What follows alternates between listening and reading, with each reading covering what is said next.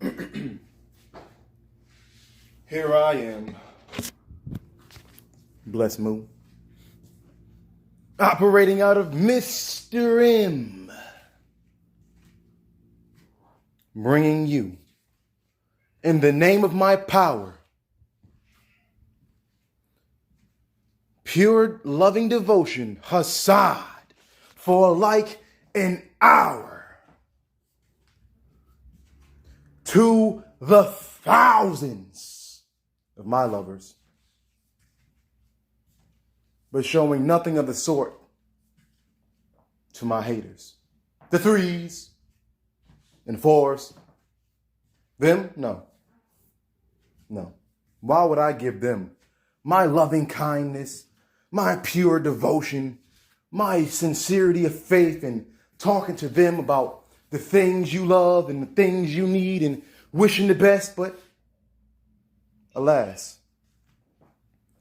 I am not in the business of being hated. Instead, I am in the business of giving and receiving love. So, if you hate me, that's fine. But when I'm done with you, I'll make sure that you love yourself at the very least. And then once you do that, at least give thanks to the one, the only, Almighty Creator. Ahaya Ashar, Ahaya, of course. Of course. Now, my power, which is my spirit, which is my breath, comes from the one who breathed it into my nostrils, the one who gave me the ability to speak these words with the breath that comes out of my mouth. I speak in his name. And I cherish everything that he has done for me, because he is the originator, the source of Hhasad. He is the one who has allotted me the time to give you this loving devotion. And as I do this, Basham Yahuwah, I take in a breath. Why? Because I cherish what he gives to me. Because he gives me the best of things. And I am in the understanding that in order to receive, you also have to give. And so, what good is it for me to receive all this Hhasad from the Almighty Al Shaddai? Why, oh why, would I receive from him, Al Elyon, God Most High, and not give that with which I received? That's not fair. He gave it to me for a reason, to spread it abroad to those who need it, but only to the lovers of Ahaya and those who keep the commandments. That's what it says. That's what it says. He says, and let me read it. This is from Exodus 20, verse 5. So Exodus 20, verse 5, it says, let's start at 20 and 4. It says, no making you an idol at all, nor an image which is in heaven above, or the earth beneath, or the waters below. Don't even bow down to it or worship them. For Yahuwah, your God, your Al, is a jealous God, a Qanah Al, who visits the iniquity of the fathers on the children up to the threes and the fours of generations of my haters, but showing pure Hhasad, loving devotion to like 1,000, la alapayim, la ahabaya, those who love me, keeping my commands. Keeping my commands. So he's telling you how to love him. He said, keep my commands. You love me, keep my commands. If you love me, keep my commands. Because what I'm commanding you is to love. Love who? The Creator first. And then your mother, your father, your people, your neighbor. All those people. To love. Right? But first, in order to love, you must know how to do it. You see, I'm big on keeping the commandments. That is my life. That is my life. Let me skip to Deuteronomy 6. I want to explain to you the Shema. Shema Yisrael. Right? That means hear, O Israel. Yahuwah Elohayinu. Yahuwah Hhasad. That means Yahuwah, our God. Yahuwah is one. But one in what? In the singular? Yeah, we all breathe the same air. But one in purpose. One in nature. He's one united, all together. Ahad. Showing loving devotion, pure Hhasad to like 1,000. La alapayim, la ahabay, to 1,000 of those who love me. But showing nothing of the sorts to the threes, and to the fours, of my haters, of generations. Let's continue with Deuteronomy 6. It says, blessed be the name of his glorious kingdom forever and ever. Barawak Sham Kabawid Malakawatha La Awalam Wa'ad. Right? And you shall love Yahuwah, your God, Allah Hayyak, with all your might, with all your heart, and your soul. So with all your lababak, with all your heart, why napashak? Know your soul, your person, your character, which is the flesh, and wabakal, and with all ma'adak, with all your exceedings, all that you got, with all that you had, all you can muster up. That's why I am here today, bless moon, operating out of Mr. showing you nothing more than pure Hhasad. For like an hour to like 1,000 of my lovers, whereas I am showing nothing of the sort to the threes and to the fours of my haters of generations. And it is what it is. Do I wish to sway them into becoming my lovers? That's my desire. And that's my last name. I'm from that desire, yes. I'm from that desire. But until then, I'll be the judge of who it is that receives my Hhasad. But I'll let you judge yourself. Are you deserving? And how can you tell if you're deserving? Do you show loving devotion and Hhasad to those who need it, even if they give nothing back in return? But a goodly word. See me, I'm a man without much. Much was taken from me, which means that there'll be much to gain. Because in order for me to receive a hub, I will first need a hub. So if I've lost a lot, then that must mean that I'll be receiving much. If I lost much, I'll receive much. If I lost love, I will receive love. If I've lost more than I received, then I must be willing and ready to receive more. Excuse me as I take a sip of my matcha green tea. Bashem Ahaya, Bashem Yahuwah.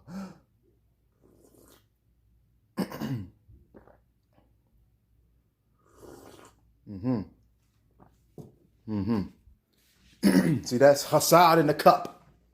Loving devotion in a cup. You love me? Because that makes me feel warm on the inside. When I sip from my tea, freshly made, I feel the love and the warmth. If only I can produce my own teas, get my own herbs, crush them myself, dry them, do all the whole process, and then make them into my own teas. That's my desire.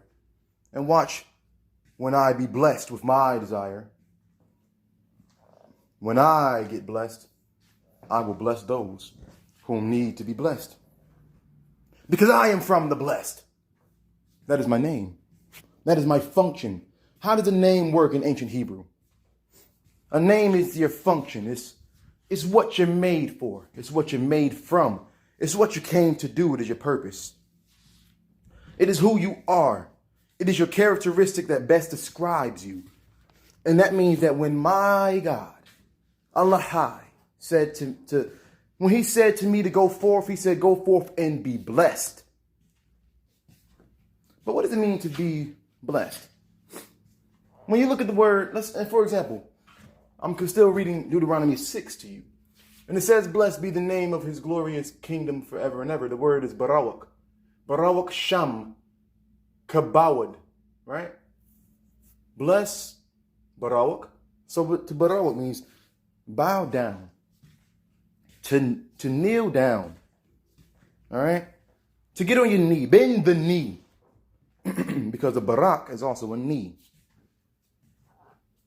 So bend the knee. Right? To the name of his glorious or his heavy Malakawathal. Because heavy is kabad. And he said it is kabawad. That's glorious also. To make heavy. That's also in accordance to a scripture, or shall I say a command, in Exodus 20. It says here in verse 20 and 12, it says, kabad ath abayak wa ath amak. Make heavy or glorify or honor your father and your mother. So when he says that blessed is the name of his honor, his glory, his heavy kingdom. It's a heavy kingdom. It's heavy. I spit with a heavy flow and I speak light-hearted words when I talk this talk. Said it is the truth. I got so much going on. I can't compete with you while competing with the man that I always see. The man in the mirror staring back at me. And truthfully, said I try to tell the world my words in a nutshell. But it seems that the world doesn't listen, so I reflect on my approach. I wonder what lessons that I try to teach them keep missing. And then I try to fix it. I hate that my words are often misunderstood. Think of my life and I've been going through it. I try my best to taste the words that come out of my mouth before I say them. So I know that if it's nasty, then I mean I shouldn't say it. But that tone of mine, when my worst enemy, I speak it like a knife and now it's stabbing into me. Who knew that the words that I say will always be for you to say on the fray. On the edge of decay, because if I speak with too much diction, then it's hard to relay the meaning. Although it may be fair seeming in my mind at least, but the sharpest part of my taste buds are indeed the least of my worries. It's a poetic discharge that actually hurts me. It's a burden because the accuracy isn't perfect. When I get way too abstract to be literal and I speak with so much value, so I don't belittle you, but doing a conversion of my mind and information I relay. The interpretation of the words and the meaning just goes away. So to sum it all up, the message never gets relayed. The things I try to say are skewed by the way that I hide behind my flow or rap in this case, but I am learning. Yeah, I said I'm learning to simplify. You can tell by the way that I allow my words to escape my flow. And so it reaches into my soul and then it grabs a hold of my love. Making words rhyme when I need not to pontificate just to pass the time. Need to reciprocate and go to the light that I see at the end of this tunnel. The timeline gets muddled, and that exact moment's when I need to ride back on that shuttle of a wave and then return with all the butter before the wave become concave, making a path another slave to the footsteps that I take into the depths of my mind. And all of this to say, I'm like my alone time, can't you see? Yeah, it's not my fault. These words are close to my heart. This is how I express myself, and my words in my art. And speaking got my little passed down to me. Can't really help it, but at least you got to see. To my dark mind as it lions up for me. Yeah, ooh, yeah. Said I can't really help it, but at least you got to see. And to my dark mind as it lions up for me. Yeah, ooh, yeah.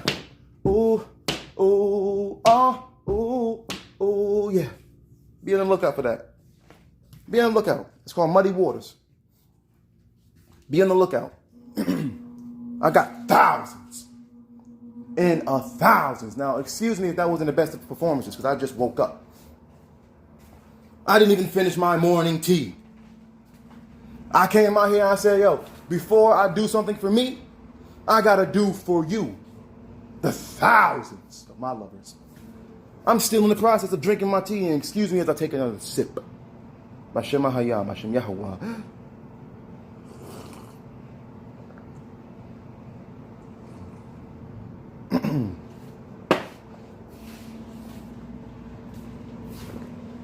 So, here I am, bless Moo, operating out of Mr. M, showing you loving devotion for like an hour. All of this in the name of my power. Ahaya, Ashar, Ahaya. Showing loving devotion to like 1,000 of my lovers, but showing nothing of the sorts to the 3s and to the 4s of my haters. But of course, let me get back to Deuteronomy 6, where it says, you shall love Yahweh, Allah your God, with all your might, with all your heart, with all your soul, and all your might. And these words that I command you today shall be in your heart. And you shall teach them diligently to your children, and you shall speak of them when you sit at home, when you walk along the way, and when you lie down, and when you rise up. And you shall bind them as a sign on your hand, and they shall be as frontlets between your eyes. And you shall write them on the doorposts of your house and on your gates. And what's funny enough is that I'm reading this as a doorpost on my house. Why? Because as soon as I rose up this morning, I said I had to show loving devotion, pure Hhasad. Because it says, you should teach them diligently to your children and speak of them. And when you sit at home, and here I am at home. And when I walk along the way, and that's what I do. And when you lie down, and that's what I do. And when you rise up, that's what I do. I'm doing that right now. Like I said, I haven't even finished my morning tea. My babakar tea. Bakar means morning. But I'd rather not say morning, because that sounds like the word mourning, as if I am mourning somebody's death. But no, I am not here to see someone die. I am here to see them live. He said, choose life, not death. I have put before you this day both life and death, blessings and cursings. Therefore, choose life so that you and your seed may live. And I would never choose death for anyone. And I don't want anyone to choose death for me. Nor do I want anyone to choose death for my loved ones. Nor do I want anyone to die. But alas, people say that death is an inevitability.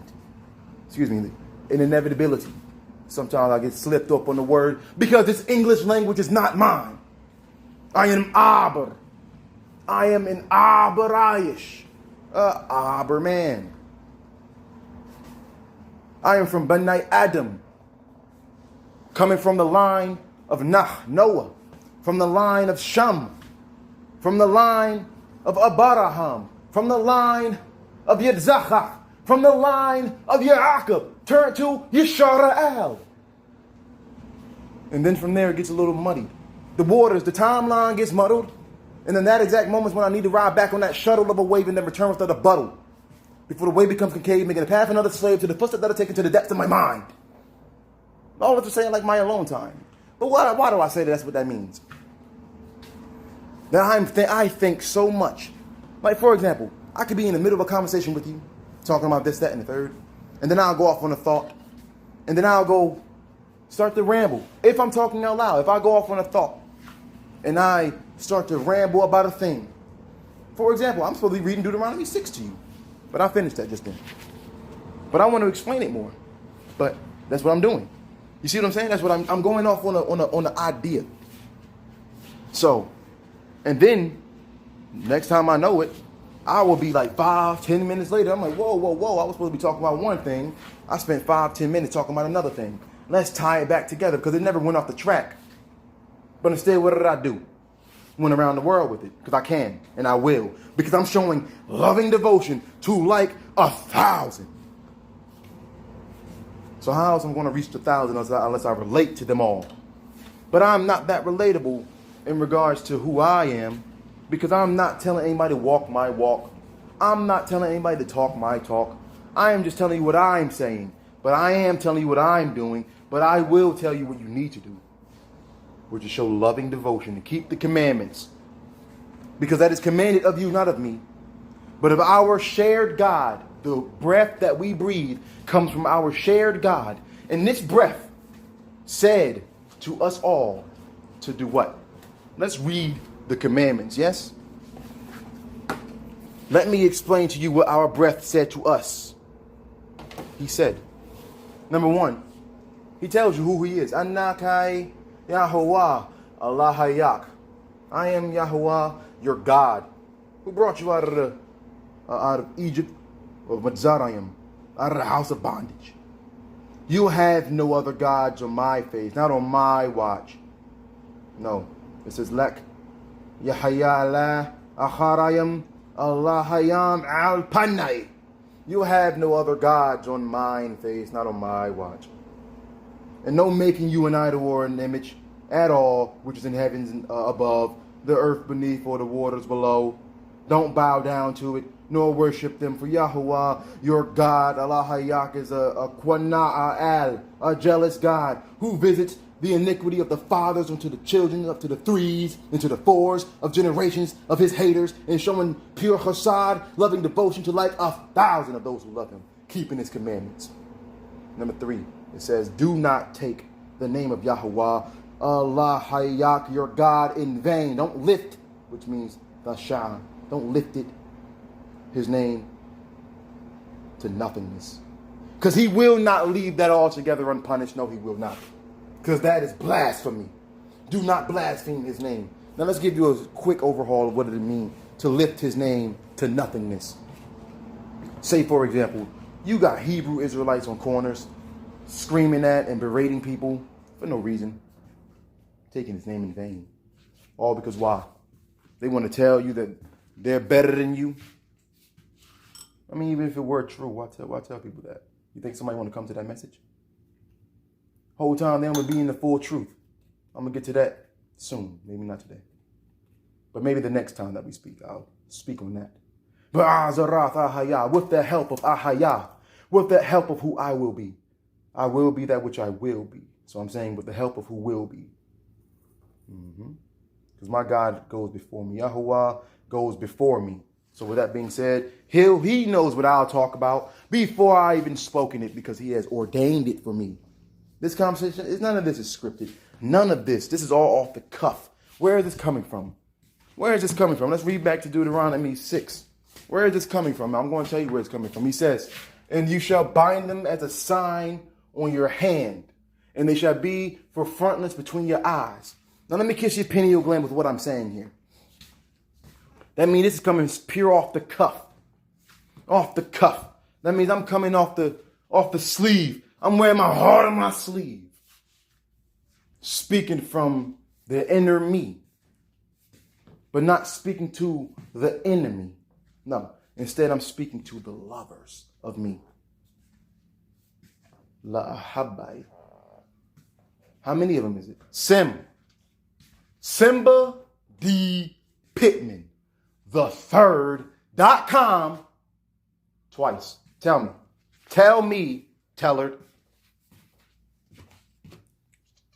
Tell me again. How many are we showing it to? To like what? To like 1,000. Say it. Tell them, Tellard. Tell them, Tellard. See, all you ever want to do is scratch up my chair. Lay on the head of the chair. Even when I'm sitting there, you want to put your foot on my head. Right? But when I ask you to say words for me, you want to act like you're too tired to speak. Huh? You rather lay down. Huh? You want to lie down on the job, but that's fine, because that is in line with the commandments. Why? Deuteronomy 6, it says what? It says, and you shall teach them diligently to your children, and you shall speak of them when you sit at home. Sitting at home. and when you walk along the way, and when you lie down. Some is lying down on the job right now. But I'm the one who has raised up. I am the one who has Yazara, has dawned over you. I am the one who has Yazara. Yes? And that's why I talk at noon. I talk at noon. Today I woke up at a little late. But I talk at noon. That's my Hhasad hour. When I am Yazara, when my eyes rise to the occasion, what do I do? What do I do? What I do is talk this talk because it is the truth. And now, like I said before, in Muddy Waters, and one day I'll break that whole poem down for you. But that's only after I construct it the way that I wish. And you'll get it. And if you want to help me with this, reach out to me. And you can find me at I_am_blessed_mu. That's who I am.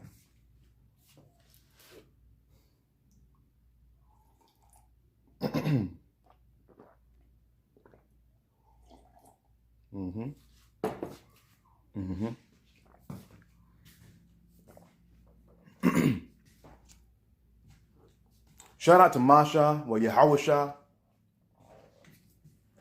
Shout out to Moses and Joshua, if that's what you want to call them. Like I said, Masha, Yahawashah. And shout out to them, the one that got us out of bondage, the one that gets us into the promised land. Shout out to them both. Because without them, where will we be? Masha, the lawbringer. Oh yeah, he brought me the law, right?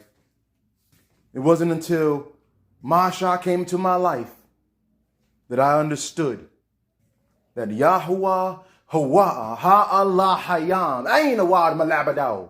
Deuteronomy 4:35. It says, I have shown you these things so that you can know that Yahuwah is He, the Allah Hayam. Ain't no other. Ain't no other. Ain't Awad Malabadaw. Ain't no other besides Him. So don't think that it is. Don't think that it is. But even Masha had Aharon. And that's how my story goes. But how did the Masha go in later terms? Masha had Yahawashah, his attendant, who was with him at all times, even in the tent of meetings. It was Masha and Yahawashah. When Masha rose up and went above the sky, when he went Arbor, him and Yahawashah went together. But Aharon and another leader of the Yashara Alayim, Bana Yashara Al, shall I call them, they stayed behind, and everybody that needed questions answered. They talked to Aharon, which is Aaron, and the other man that Masha left in charge. However, Masha Yahawashah went up to see Yahuwah. So, and when they did, they was only able to see nothing more than where he was standing. Because Yahuwah is big on letting you know that he has no form. Because how can the wind have a form? And yet it does when it has a tornado or a storm, a sawapa, if you will. Okay? Especially in the middle of the night, the layla, you can hear but you can always hear the wind blowing, no matter what. You can hear the wind blowing, even if you're outside in the thick of it and it's not even that windy. You can feel the wind, you can't really see it. But then you hear the wind and it starts to sound like it's howling. And then what happens when the wind gets violent and it uproots people? And then there's a fire that comes along with it, and it can get really scary when we talk about the master of elements. All right, Yahuwah Zaba'awaf. They call him the Lord of Hosts. The Lord of Hosts. Yahuwah Zaba'awaf. What does it mean? What does it mean? That he uses anything, everything, as his. It's his. He created it. He created it. He stretched forth the heavens and the earth alone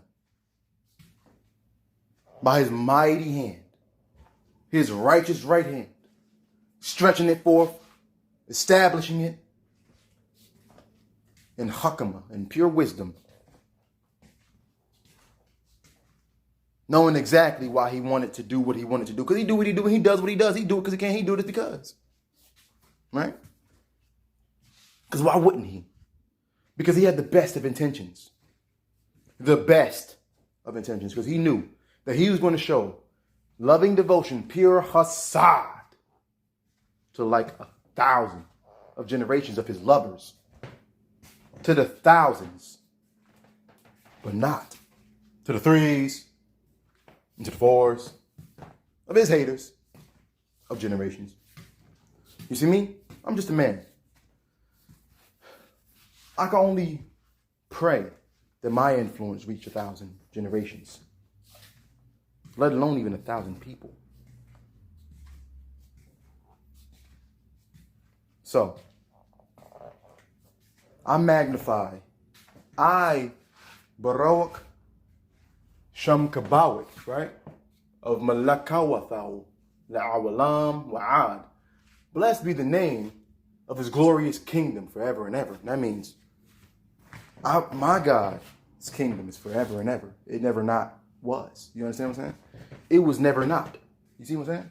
Like, it gets real convoluted because Yahweh is the paradox. He is the one who is and the one who is not. Because you cannot see him, but you can always see his actions. He is the unstoppable force in the immovable object. He is the one that is in the middle of both, that brings them together. What happens when the unstoppable force run into the immovable object? Well, something special happens. They can never be the two. I mean, that one or the other is going to have to phase through. So make your mind the unstoppable force and your soul the immovable object. Well, when the two finally connect, well then, folks, there you have it. That's when your purpose starts to come clear to you and you stop doing things that you used to like to do. Things lose value that don't mean nothing to you. You drop bad habits. Your perspective shift on things. You start to think deeper and you change the way you think. And these are the symptoms that you get when you're awake. All right?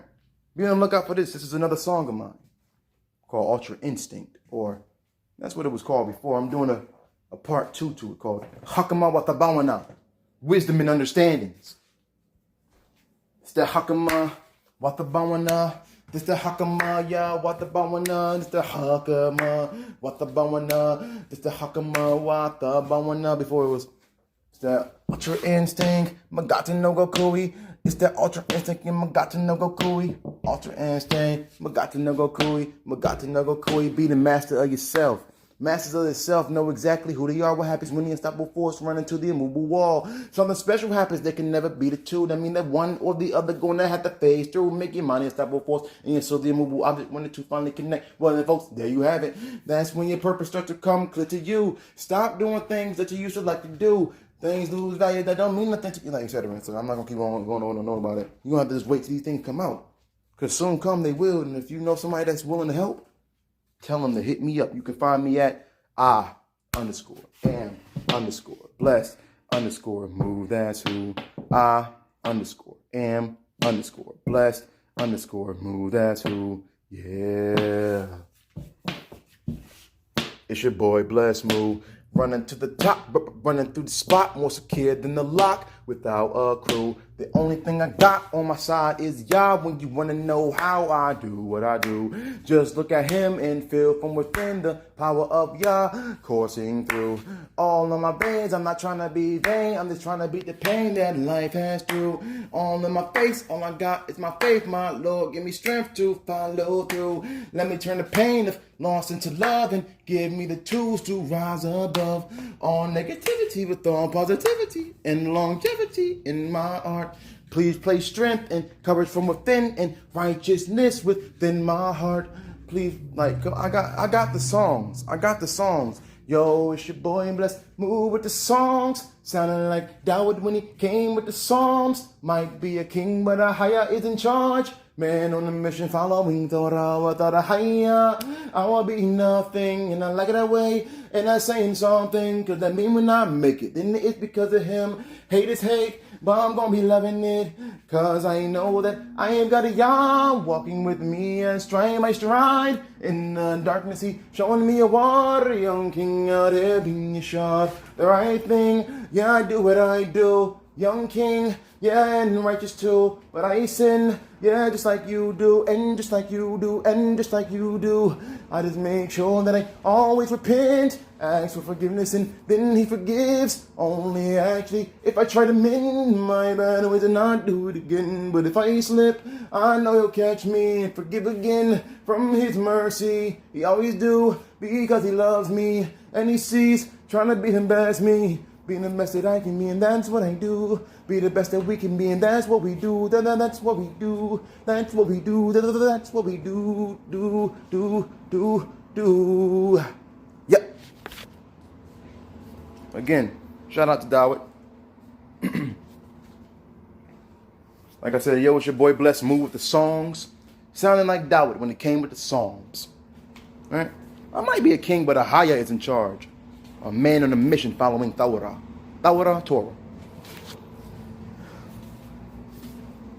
Dawit, David. Ahaya. Hhasad, Ahaya. You will be that what you will be. I am that I am. You know, I enjoy these talks, these conversations, to the thousands of my lovers. And although they may hate it, those 3s and those 4s in appearance of soul, because my philosophy is this: if you're hating, you know, hate is hate, but I'm going to be loving it. Hate is hate, but I'm going to show loving devotion, right? I prophesied this. I wrote this already, and here it comes. My thing is this. But don't call me a prophet. I am just a man like yourselves. But the inspiration has come to me that Allah Hayanal of Allah Hayanal. Our God is our God, and Allah Hayanal Ahad, and our God is one.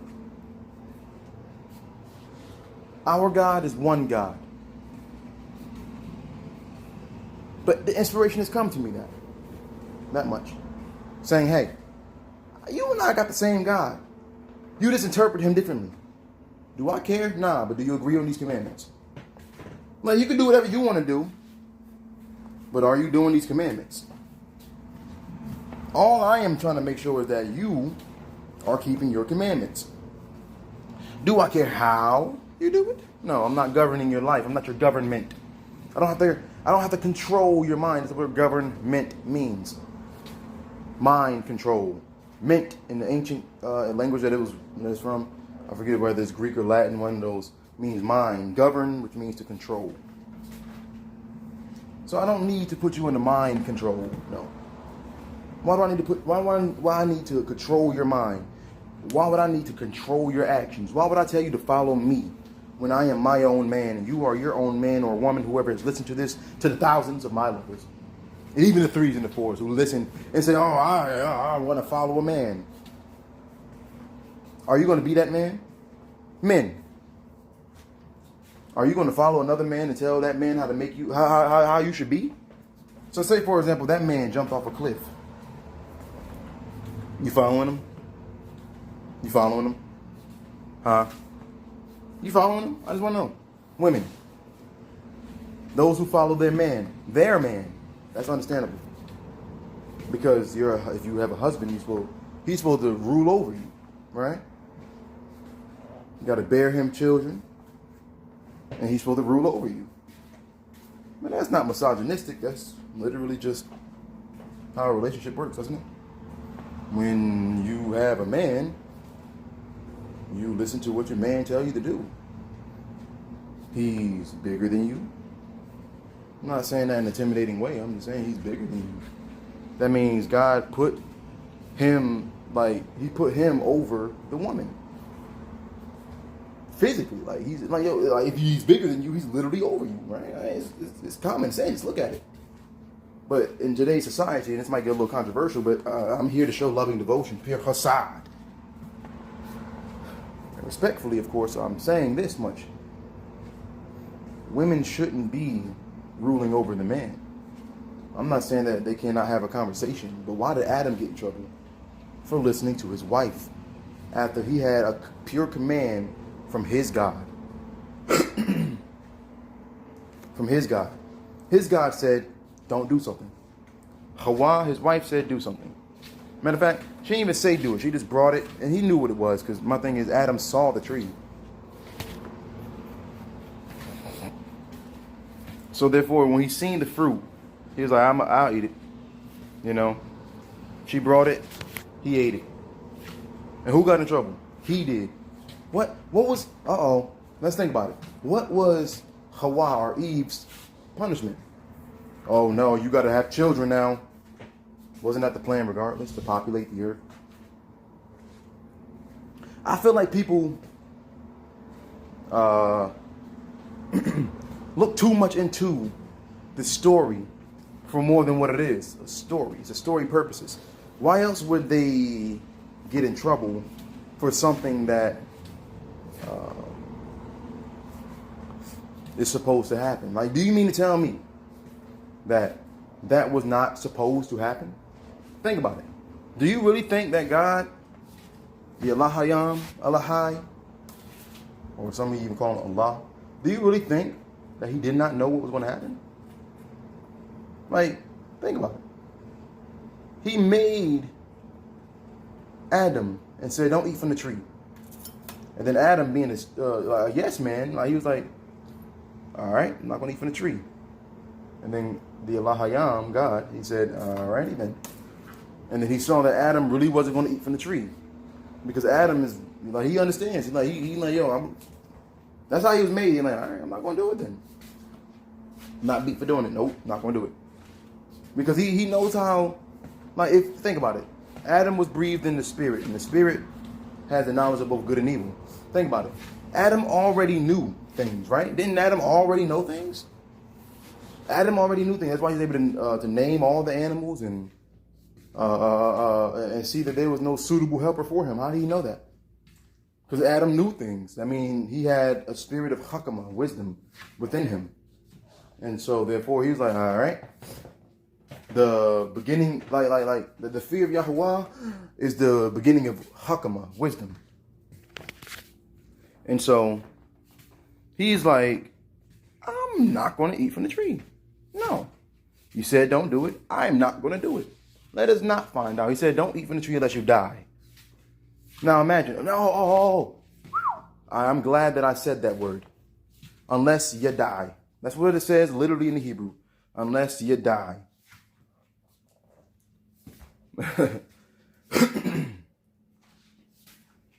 Alright? But think about what it says. Unless you die. You die. But the word you die in Hebrew means to know. Unless you know. Don't eat from the tree of knowledge of good and evil unless you know. Right? Doesn't that make sense? Unless you know. If God can speak all languages, how you know that when he said, unless you die, then he mean unless you know. And that's why when they ate from the tree, did they die immediately? No. Semantics. It was battling semantics. He said, so don't eat from the tree unless you die. And then, so imagine this much. God was speaking in Hebrew at first, and then he slipped in the English word. For example, if I say Yahuwah ha'alahayam ain't, ain't, like he slips from one language to another. Because he can. Just to let you know, like, yo, we right here with it. You feel me? We right here with it. I'm all times with it. Like I already knew that most of y'all are going to speak in a different tongue. And so I made a connection between the two from time to time in the scripture. You know? And it's little, some people call it Easter eggs, like in the movie, we put little Easter eggs in movies to shout out to other things and stuff like that. That's just kind of what it is in my eyes. Like, yo, he's shouting out through all times. For example, I shouted out my shot from like earlier. Am I talking about from my shot from back then or my shot right now? That's the Easter egg. Or like for those who know. Those who know. You feel me? You die. Those who know. If you know, you know, right? If you know, you know. It's an insider.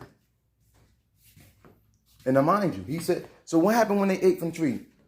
Yahuwah Allahayam said, he's become Ahad ka Allahayam. He became one with the Allahayam. He became one as the Allahayam. He became one of us, knowing both good and evil. Now he know. You die. Now he know. Now he knows good and evil. Right? So what happens when you know both good and evil? Now you got the ability to choose either or. That's what this world is. This world is the knowledge of good and evil. So every choice, you are constantly at a crossroads. Every step that you take, every decision that you make is either towards good or evil. The right hand or the left hand. But the Torah says, stay on the straight path. That is the hard thing to do. What is the straight path? How do you be both good and evil but choose neither? But that's the paradox. That's in the middle. That's Al-Yawman. That's God Most High. He is the one who is like, yo, I am the only one that is above the law. So much so that everything that I do, whether it's good or evil, I don't have to answer for it. And so who keeps accountable? The one who can't be kept accountable.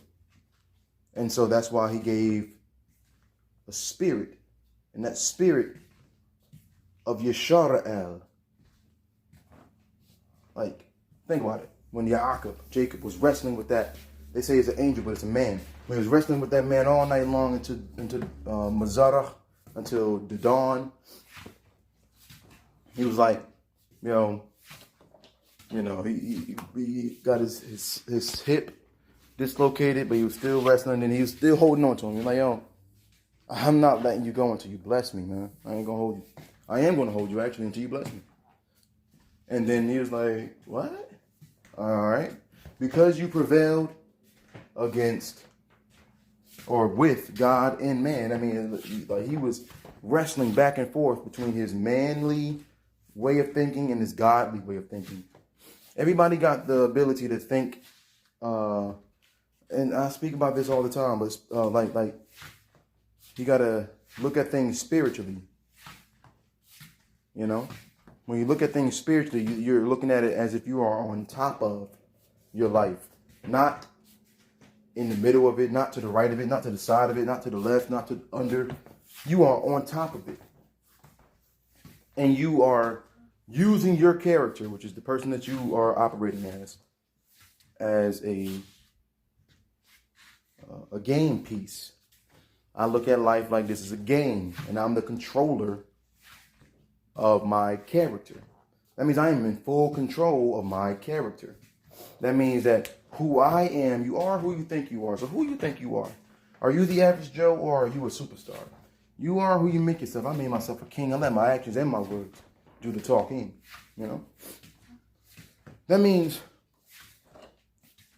my actions, I'm over here, I'm in a different dimension. A part of me is reading from a script that was written for me. Because where does my words come from? What is a thought? A part of the script that comes to you during this allotted time, during this allotted hour. Like this, the Hhasad hour. Where did the idea for a Hhasad hour come from? You think from I? Do you really think that I do things on my own accord? You really think that I where did it say that we have free will? I want to know. Where does it say that we have free will? I know people believe that we do. But where does it say that in the Torah? Where does it say that in the Torah? I'm not saying that I'm right or wrong. I'm just asking the question. If you have the answer, let me know. But where does it say that we have free will to do that with which we choose to do, other than good or evil? But it didn't say good or evil. It says good and evil. That means no matter what, you're always capable of doing good. You're always capable of doing evil. Some people, and life is a balance, by the way. Things were created in pairs, you know. Life and death, blessings, cursings, man, woman, earth, air, water, fire, etc. You know, like everything was created in pairs. One to blot out the other, and the other to override the other if it needs be.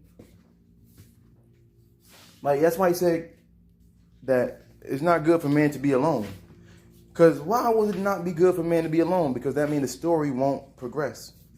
How will the story progress if the man is alone? That means that if that man is alone, he will not eat from the tree. He won't. He won't eat from the tree by himself. So, my God in his infinite knowledge and wisdom said, I'm going to create something from your mold. But mind you, he already had the idea of man and woman. And I'm just talking about from the children of Adam here. I have nothing to do with the other people. Not everybody is from Adam. Not everybody is. Can't be. You know why? Because when Cain and Abel went through what they went through, and Cain got banished and he went out there and got a wife from the land of Nod, like, where were these people at? Who were these people? How you get a wife from somewhere else? Right? Exactly. But then they're going to say, oh, but what about the flood of Noah and this, that, and the third? Think about it. If it said that the flood happened because there was giants on the earth, but then after that they said that there was still giants on the earth, where's the proof? Because when in the book of Hhasad, when they was about to go into a certain city to, or even Moses too, when he commanded them to go, or Masha, shall I say, went to a certain land, there was giants there, and they said they seemed like they said that the Israelites felt like grasshoppers in the sight of these other people. So how there's still giants walking on the earth, and how they that big that people like you and I are like grasshoppers in comparison to the size of these other people. But this is after the flood, by the way. So that means there's still giants on the earth. Now, to me, I take the story in two different ways: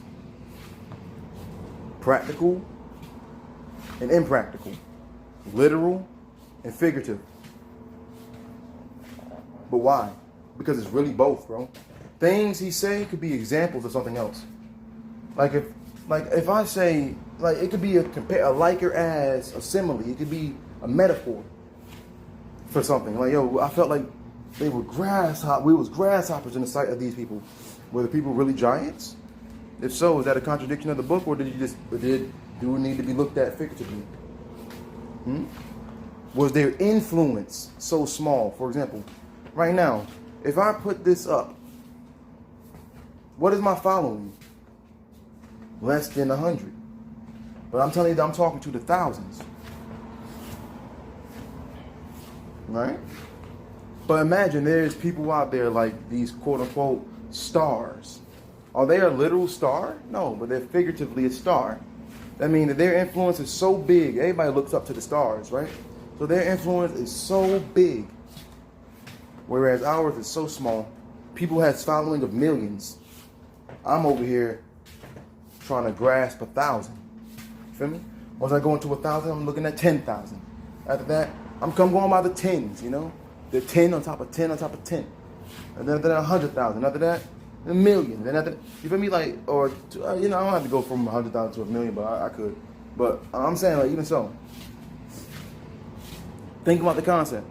I'm over here trying to reach many with a message saying that my God and your God is one. And can we agree with the fact that we both need to breathe air?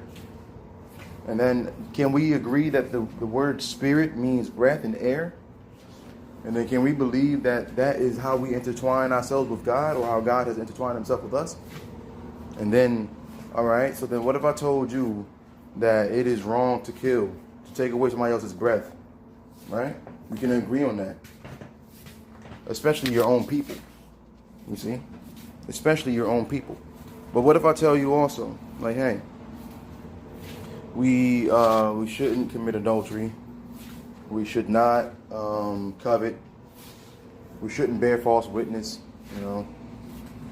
We shouldn't. I'm like, yo, I got 10. This is my covenant to everybody that I come into contact with. If ever I come in contact with you, I am enacting the 10 commandments with you. That means no matter what, I will, first and foremost, I'm coming in the name of Yahuwah, our God, and I'm going to have no other God before mine. That means I'm not going to put somebody else before me, especially if that person is not willing to do the same. So therefore, I'm coming to you. I'm not going to pretend to be somebody else. You see what I'm saying? Have no other gods on my face. That means I'm not going to be somebody else. Like, I'm going to always be me. But that does not mean that I won't be different versions of myself. But I will never be anyone else. Meaning, I am not going to be coming to you the way that somebody else will. I'm like, oh, well, this person is like this, so I'm not going to act like that person. You feel me? I'm going to act like myself. And does that mean that I, but then let's really read what says next. It says, no making you an idol. But what do they call these stars? You got American Idol, right? Like, they're telling you who's the idols, the people, right? The stars. So don't act like these people, right? Exactly. So think about it. It says, you have no other Allah, you have no other gods on my face, no making you an idol at all, or an image, which is in heaven above, no stars, right? Earth below, none of the people that's around you, and the waters below the earth, you know? So don't try to sit there and be like anything other than yourself, right? Because if you're saying these things out loud, then that means that the God in you is speaking to you and displaying to you the commandments. So you hear your voice saying, I am Yahweh, your God. Have no other gods before me. You know, I'm like, oh, okay. Then I understand that the one that said that comes from within me. So therefore I know that the one that said that is me. But who is the me that said that? Anakai Yahweh. So I'm like, uh-oh. I'm not Yahweh. He said, I didn't say that you were. I told you to follow my voice. I'm like, okay, I got you. Understandable. You see what I'm saying? Because that's what he always tell you to do, to follow Bakawal in the voice. You see what I'm saying? Follow my voice. He says, he wanted you to know, yo, I'm big on not having a form. Y'all ain't see a form, but y'all heard a voice. That's what he big on telling you. You ain't see a form, but you heard a voice. Exactly. Then it goes on to tell you, jealous God, visits iniquity, threes and the fours, love and devotion to 1,000 lovers, keep commands. Don't carry the name of Yahweh, Allah Hayak, in vain to nothingness, because you're not going to leave that unpunished. Remember the Shabbat today, keep it holy. 6 days work, 7-day rest, everyone. All your, even your children, even your livestock, everything about you. Honor your father and your mother. So think about it. Those first 4 is for him. The next 6 is for us. So, but even so, he's telling you, like, yo, make sure you chill at least one day, bro. Chill. Every other day you can do your work. But chill one day, bro. Just chill. Just chill. And then, but why is that so important? Because it means more than just that, bro. Shabbat gotta mean more. It gotta be more. Alright? So, okay. And I'm still understanding more, on the process, it happens. We'll figure it out. Kabad, Ath, Abayak, Wa'ath, Amak. Honor your father and your mother. We can all agree on that, right? So when I'm coming to somebody, I'm like, yeah, I'm coming to you, and I'm not going to try to dishonor my mother or my father. I'm not trying to represent them badly. I'm trying to make sure that I'm representing them the best way that I can. Can we both agree on that? Yeah. No murder. So when I'm coming in contact with you, I'm agreeing that I'm not going to murder you. I'm also agreeing that I'm not going to have adultery. I'm not going to do adultery, I'm also agreeing that I'm not going to steal, nor am I going to lie or bear false witness against you, my neighbor or anyone. I'm also not going to covet what's yours, your house, not your neighbor, not your wife, not your servants, male servants, not your livestock, not your anything. I'm not going to spread evil eye. That's what the coveting can mean too. Like wanting something like, oh, I want that so badly. I'm not going to desire what you have, Like, does that mean that I cannot admire it? No, I can admire. I'm like, oh, that's nice what you got on. I like that. Does that mean now that I'm going to, like for example, I want you to have what you have. And if I like it, then I'll just get it. I don't have to sit there or I can get something like it, but that's not coveting. But coveting is like, oh man, I wish I had what that person had. Oh man, look at them. They think they tough over there wearing that. I'm like, that's not my thoughts. I absolutely don't care that much. I absolutely do not care that much. Because then I'll be trying to make myself in their image. I'm not doing that. I can take inspiration from others, but that does not mean that I have to do anything more than just admire what I have seen. And I'm not going to admire anyone's wife, though. You see what I'm saying? Because that's how I look at it. Like for example, if I ever come across a woman and I see that she's obviously married, I wouldn't even look at her, because that's how I would want, people to treat me. Like, don't look at my wife, Don't even think about it, Don't be wondering about my wife, like kind of hop off. You see what I'm saying? Like hop off, or there will be problems, because if and here's how I look at it. If you are infringing on my rights, because it is my right to not be coveted. It is my right, to not have somebody cause you should not want what I have. It's my right to have you not want that, because it's part of the commandments. So I will be a Karen real quick. What does that mean? Oh, you coveting what I have? Oh, I'm telling. I'm telling. If I see you coveting or trying to get what's mine, I'm telling. I'm going straight to the Creator. I'm like, nope, not fair. I'm telling whoever I can tell. I'm getting help immediately. I'm like, nope, not fair. I don't like it. You want to take from me that with which I have instead of finding something for yourself? Like, I can understand somebody, like, say they see a loving relationship and like, oh, I want that for myself. That's good for you, But that does not mean that you can have that exactly, because your story is not my story. I'll pray for you. Like, oh yeah, you want to have a relationship with somebody that's going to love you the way that me and my spouse have with each other. And then I'll pray for you for that. But by no means can you think like, oh, then I need his spouse because she'll love me the way that I will fight you. What? Like, I will fight you, bro. You're not going to do that to me. Like, no. Like, and then also, like, that comes into the whole concept of, like, see, that's what happens. Like, if you do one, it leads to another. If you covet, it leads to stealing. And if you try to covet my wife, you're trying to steal my wife. And if you try to steal my wife, you're trying to commit adultery. If you're trying to commit adultery, then you're breaking so many commandments. You're breaking so many. It can be, bro, I'll write up a freaking, I'll write up a report on you. I'm going to report you, bro. I report people, like, because you're not going to treat me this way. Like, for what reason would you treat me this way? Like, do you want what I have so bad that you're willing to take it from me? I'll report you. I will report you. That's not fair. That's not fair. I'm telling. Man, I'm telling. Going straight to who needs to hear it. Like, yo, have you seen this? I'm writing up a report. That is not fair that somebody would try to take from me, because I'm big on that. I'm big on such as that. I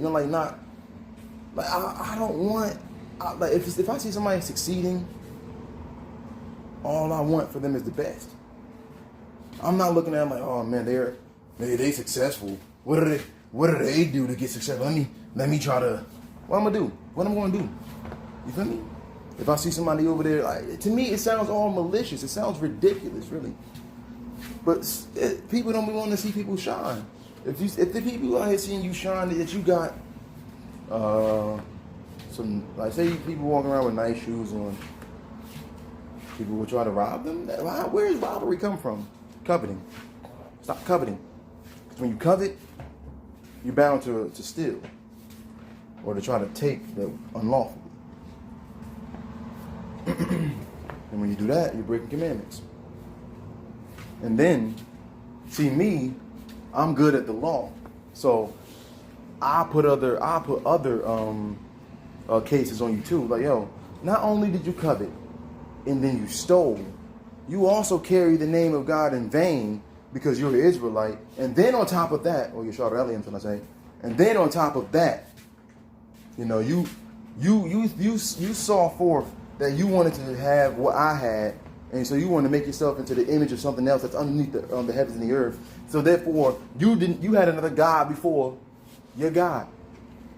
You try to have my God, and I have a family God. You see what I'm saying? So like, you cannot take that from me. So I just put like 4 or 5 different like infringements upon you. Like you feel me? Like I can carry it out really quickly. Let's say, for example, somebody tried to steal my wife, you know? No coveting your neighbor house, no coveting your neighbor wife, male servant, female servant, or anything that they have. Broke that one, right? And then you stole, so you broke that one. And I don't know if you're trying to do an adultery or not, you know? But then on top of that, you didn't honor your father and your mother, because your mother and your father wouldn't want you doing that. And then on top of that, you took his name in vain, you know, because you were Israelite, and you carried it to nothingness because, you know. And then on top of that, you try to make an image of, you make yourself into an image that I already had going on for myself, which means that you try to have another God, you know, like, because you saw what God gave us, and then you're like, oh, you don't like what God gave you, so you want what God gave us, another God. Like what do you you see that? It'll get really extensive really quickly if I really start to do it. You feel me? Like, I'll go down a list and I'll start to show you the bad of what you did if you try to do some nonsense. You feel me? So best bet is to just like, don't mess with somebody that at all. But especially someone that deal with the law, because if you're dealing with the law, that means like, yo, like, I will tell the one who is in charge. You see what I'm saying? And I will get back what is mine, and I will get restitution.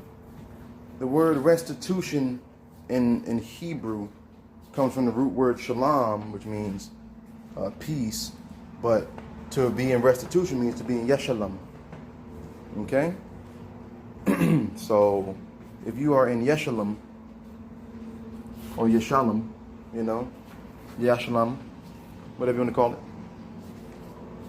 that means that you are in restitution because you owe somebody a debt.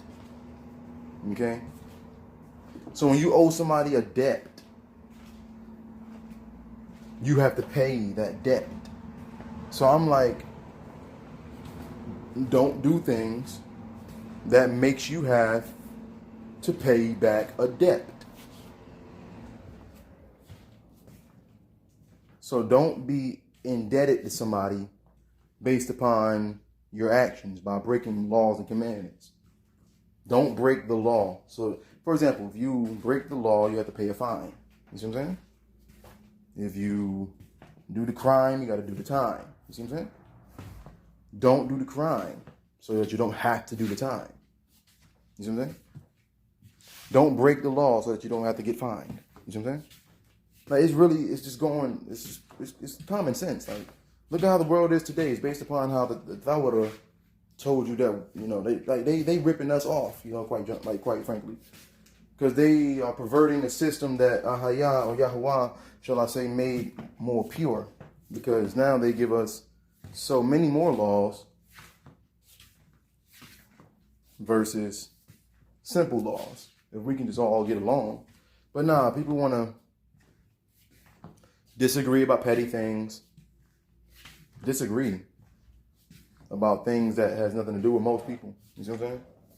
And then that makes them want to act petty towards you and do, you know, things that's out of character, that's not good for their nature nor good for their whole entire situation. I'm just like, are you being careful? Or are you being careless? Because if you don't care about another person, then you're not trying to keep these commandments, 6 of which are human relation, commandments. So if you are not careful, full of care, loving Hhasad, loving devotion, pure Hhasad, if you're not doing that, then I don't know what you're doing. You see what I'm saying? I don't know what you're doing otherwise. You're doing something else. You're being spiteful. You're being petty. And I'm just like, all right, so why do that then?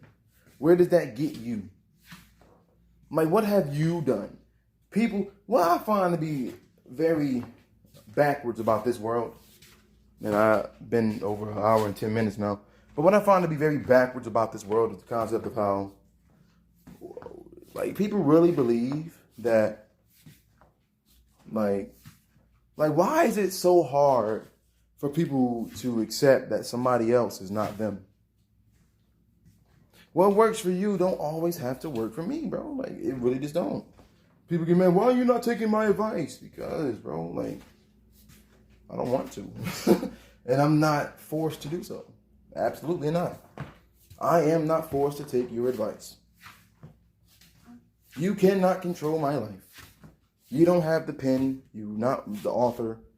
You're not the Alec Lamb. You're not the main character who leads me. No, you're not. Behold. No, you're not. Like, I have one. You don't believe that my guy got me? You don't believe that my guy got me, but he got you? What makes you better than me? What makes you better than me? What makes anyone better than anyone other than pure righteousness? And what is righteousness? How well you follow the law. Because if you follow the law well, then you're righteous. Why? Because that means you're doing all that you can for your God and all that you can for your people.